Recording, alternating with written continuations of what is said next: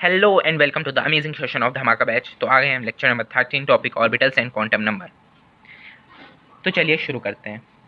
Since we knew that a large number of orbitals are possible in an atom, quantitatively orbitals को कुछ चीज़ों में distinguish किया गया है, जैसे कि orbitals are distinguished as size में, शेप में और उनकी ओरिएंटेशन में।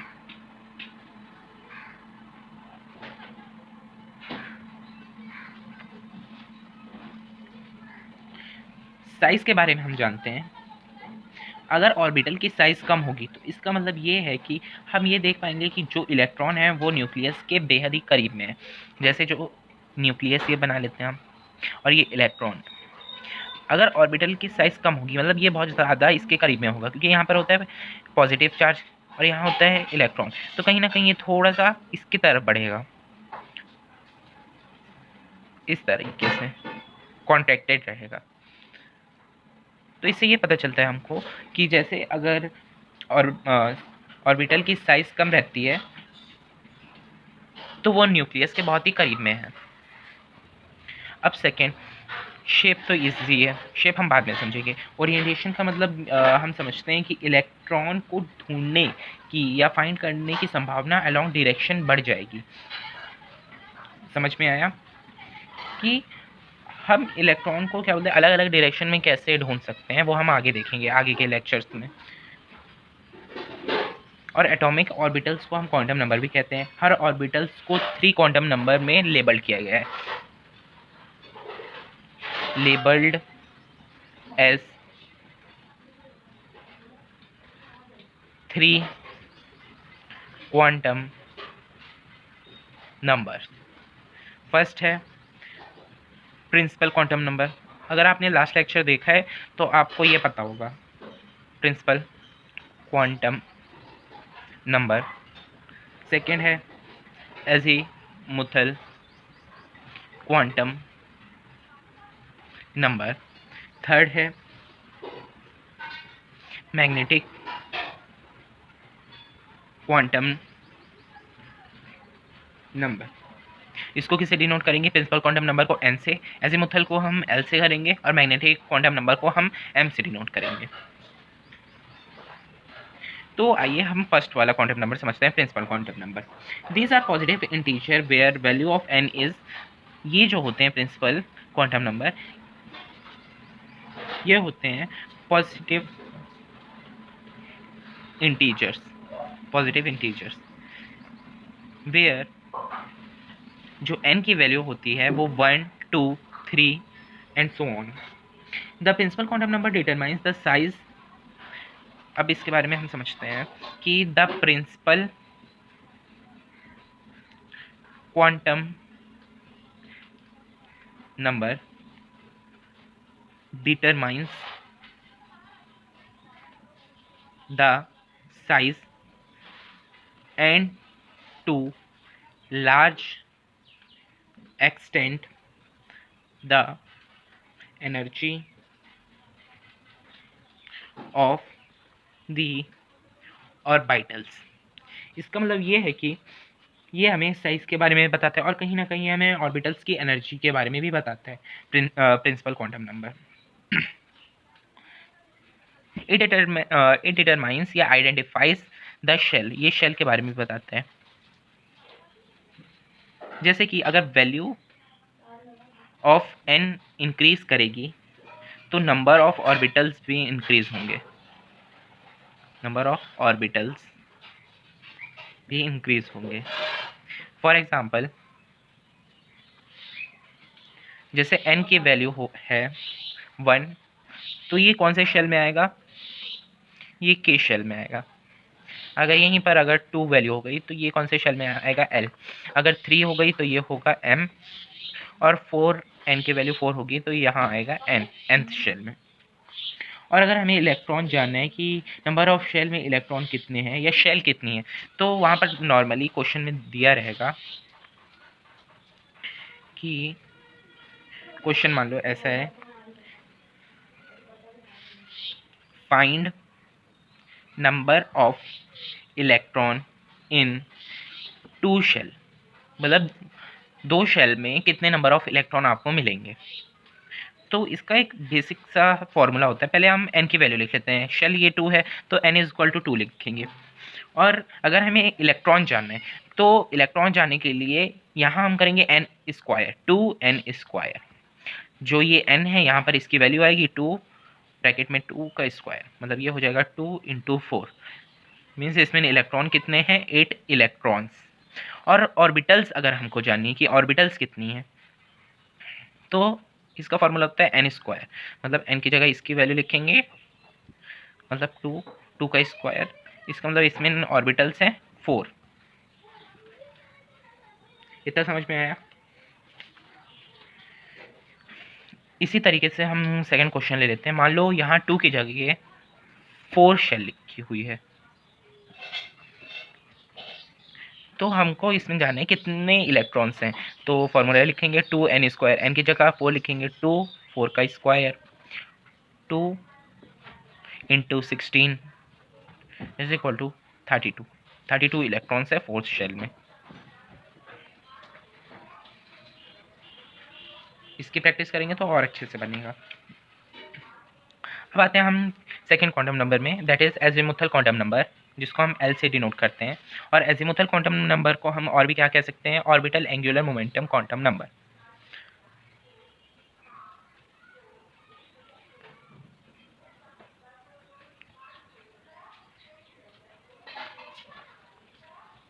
और इसको हम क्या कह सकते हैं, ऑर्बिटल एंगुलर मोमेंटम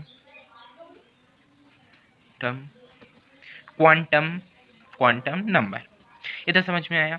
और अगर हमको इसको और भी वे में, मतलब और भी तरीके से जानना है कि और क्या कह सकते हैं, तो हम इसको एक और क्वांटम नंबर कह सकते हैं, subsidiary quantum number, subsidiary quantum number. 3 चीज हम इसको कह सकते हैं। तो ये हमें 3D शेप ऑफ ऑर्बिटल के बारे में बताता है। किसके बारे में, 3D मतलब 3 dimensional shape of N orbital के बारे में बताता है।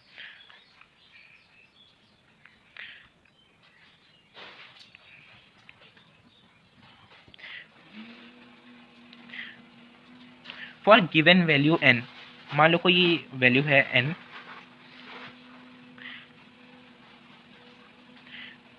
तो मान लो n की वैल्यू यहाँ पर 1 है, और एजीमुथल क्वांटम नंबर को हम किससे डिनोट करते हैं, l से डिनोट करते हैं। तो जो l है उसकी जो वैल्यू रहती है वो रहती है n-1, कैसी, 0 to n-1 रहती है, 0 to n-1। लेकिन हमको अगर l निकालना है किसके लिए, 1 नंबर शेल के लिए, तो हम कैसे लिखेंगे, l is equal to n-1, n का n क्या है यहाँ पर 1 है, तो 1-1 दैट इज 0। इसी तरीके से अगर हमको सेकेंड शेल का निकालना है, तो यहाँ पर l क्या हो जाएगा, n-1, वही होगा फॉर्मूला। तो यहाँ पर क्या लिखेंगे, 2-1 दैट इज 1। 3 के लिए निकालना है तो n-1 मतलब क्या रखेंगे, 3-1 हो जाएगा, तो यहाँ पर होगा 2, ऐसा। और ऐसे भी हम लिख सकते हैं कि अगर वैल्यू n की 1 2 3 है, तो जो l की वैल्यू होगी वो 0 से स्टार्ट करेगी, 0 1 2 3। मैथ स्टूडेंट इसको अच्छे से समझेंगे, या फिर बेसिक है कि ये मान लो ये है नेचुरल नंबर, और ईजिली वे में समझना है, ये है n से नेचुरल नंबर आ जाएगा, और l मतलब होल नंबर, यहाँ पर l आता है तो होल नंबर समझना कि l की वैल्यूज जो रहेंगी ये 0 से स्टार्ट होगी और n की वैल्यूज 1 से स्टार्ट होगी। तो ये तो समझ में आ गया, possible values of l is 0 1 2 3 4 5 that is whole number. अब यहाँ पर नोट करने की क्या बात है कि each shell consist of one or more सब शेल्स या सब लेवल्स। शेल के अंदर भी क्या होती है, सब शेल्स होती हैं। तो अब सब शेल्स को कैसे निकालते हैं आगे हम देखते हैं। The number of sub shell in a principal shell is equal to the value of n. The number of sub shell in a principal shell is equal to the value of n. मतलब हम क्या लिख सकते हैं, shell is equal to number of sub shell.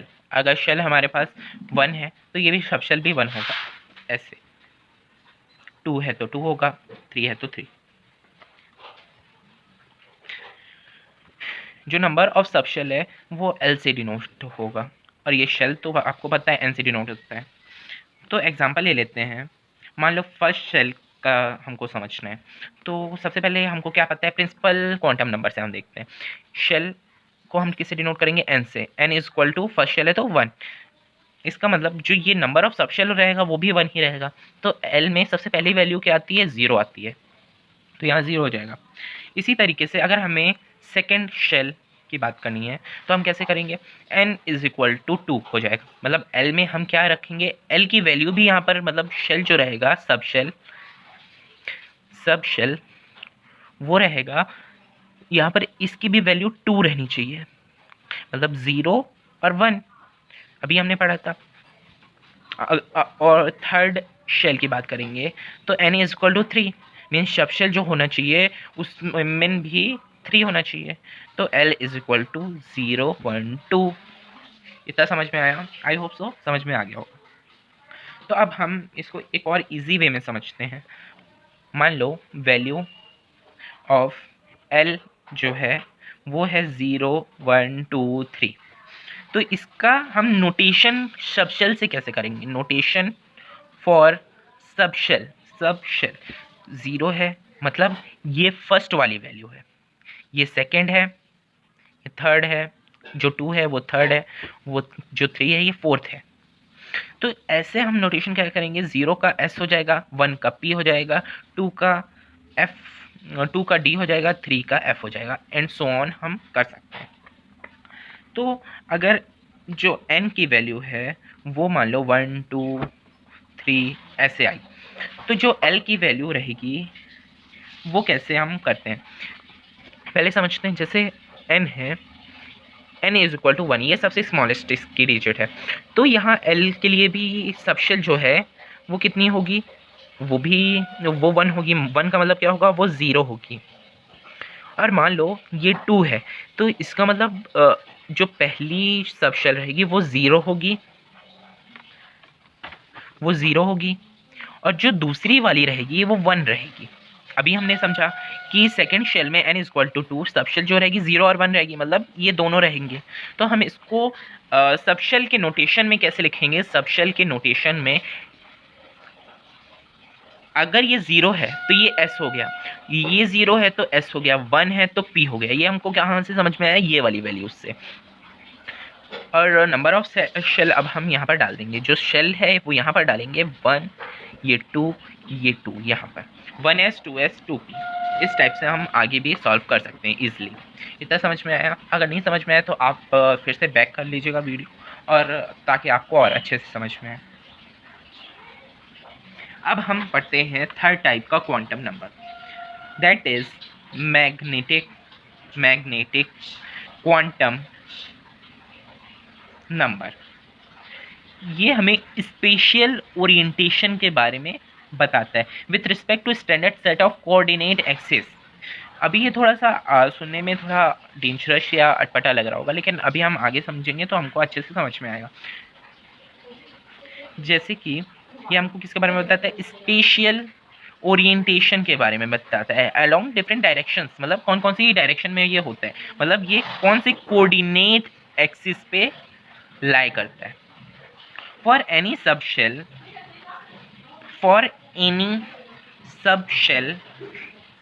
जैसे कि L ले लिए हम, उसमें इसका ये क्या बन जाएगा, 2l+1 वैल्यूज ऑफ ml। इसको हम ml से डिनोट करेंगे। अभी इसको किससे डिनोट करेंगे, ml से। मान लो ml है, ml इज इक्वल -l, इसकी वैल्यू जो रहती है -l से लेके m और एल प्लस एल तक जाती है। मतलब इसके अंदर की बिटवीन, इसके अंदर जितनी भी वैल्यूज आती हैं वो हम लिख सकते हैं। और इसको हम ऐसे भी लिख सकते हैं, minus L minus one minus L minus two, 0 1, फिर L minus two, L minus one. अगर हम वैल्यूज़ को मान लो एल की वैल्यू 1 रहेगी या 0, नहीं, सबसे पहली वैल्यू क्या रहती है इसकी, 0 रहती है। तो अगर हम लोग 0 वैल्यू डालेंगे तो हमको कैसे मिलेगा, हम अभी क्वेश्चन करेंगे तब आपको और अच्छे समझ में आएगा। जैसे एल की वैल्यू मान लो 0 है तो m l is equal to 0। तो जो ऑर्बिटल रहेगी, ऑर्बिटल के बारे में कैसे हमको पता चलेगा, 2l प्लस 1, 2l प्लस 1 लिखें, 2 है और जो l है वो 0 है, प्लस 1, तो ये आंसर इसका क्या आएगा, 1 आएगा। ml जो है वो 1 रहेगा। इसका मतलब ये 1s ऑर्बिटल में लाई करता है, 1s ऑर्बिटल में क्या करता है, लाई करता है। और मान लो ये l इज इक्वल टू 1 हो गया, तो अब इसका कैसे देखेंगे, 2l प्लस 1 फॉर्मूला लिखेंगे, 2 की जगह मतलब l की जगह 1 लिखेंगे, प्लस 1 लिखेंगे, 2 1 इज 2 प्लस 1, यहाँ पर 3 मीन्स ये कौन सी ऑर्बिटल हो जाएगी, 3p ऑर्बिटल्स और बीटल्स, 3p ऑर्बिटल्स हो जाएंगी। ये इतना समझ में आया, ठीक है, आ गया होगा, आई होप सो आ गया होगा।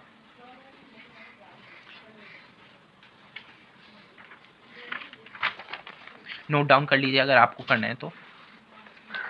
अब हम आगे देखते हैं कि अभी हमने L इज इक्वल टू 1 के बारे में देखा, और अब हम देखेंगे L इज इक्वल टू 2 के बारे में। मतलब हम ml इज इक्वल टू क्या ले लेते हैं, 2l प्लस 1, 2l मतलब 2 की जगह 2 लिखो plus 1, 2 2 are 4 plus 1, that is 5d orbitals रहेंगी और बीटल्स। मतलब जो L की वैल्यू जब 0 थी तब हम समझ सकते हैं कि जो L की वैल्यू जब 0 थी तो ml जो था हमारा वो भी 0 था। L की वैल्यू जब हमने 1 रखी तो ml जो आया वो आया था 3 आया, तो हम इसकी वैल्यूज़ क्या लिख सकते हैं, -1 0 1। मैंने ये वाला फॉर्मूला बताया था आपको, इस पे अगर आप वैल्यूज़ रखेंगे तो आपका आंसर आ जाएगा -1 0 1। L इज इक्वल टू 2 अगर रखते हैं तो ml जो आएगा वो 5 आया, अभी हमने देखा। तो 5 में कैसे आएगी, -2 -1 0 1 2, ये होगी हमारी orbitals. Each orbitals in an atom is defined by a set of values for n, l and ml। तो वैल्यू ऑफ l, मान लो वैल्यू ऑफ l और यहाँ सब शेल का नोटेशन और नंबर ऑफ ऑर्बिटल्स जो हैं यहाँ पर हम ऐसे लिखते हैं, ये एक टेबल है, ऐसा आप लोग भी टेबल बना लीजिए। ये टेबल है, मान लो L की वैल्यू 0 1 2 3 ये है, तो ये यहाँ पर सबशेल का नोटेशन होगा S P D and F। और नंबर ऑफ ऑर्बिटल्स इसमें कितनी रहेगी, S है तो 1 ऑर्बिटल, E है तो 3, D है तो 5, F है तो 7।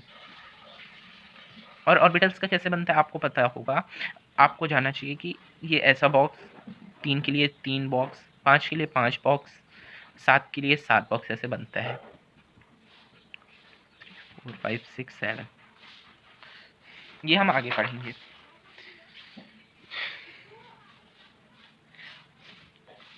अब ये तीनों क्वांटम नंबर की लेबलिंग करने से हमें एटॉमिक ऑर्बिटल मिलती है और इससे हम एनर्जी, शेप और ओरिएंटेशन को भी निकाल सकते हैं। पर बस इतने ही क्वांटम नंबर से इस जो लाइन स्पेक्ट्रा को ऑब्जर्व नहीं किया जा सकता था।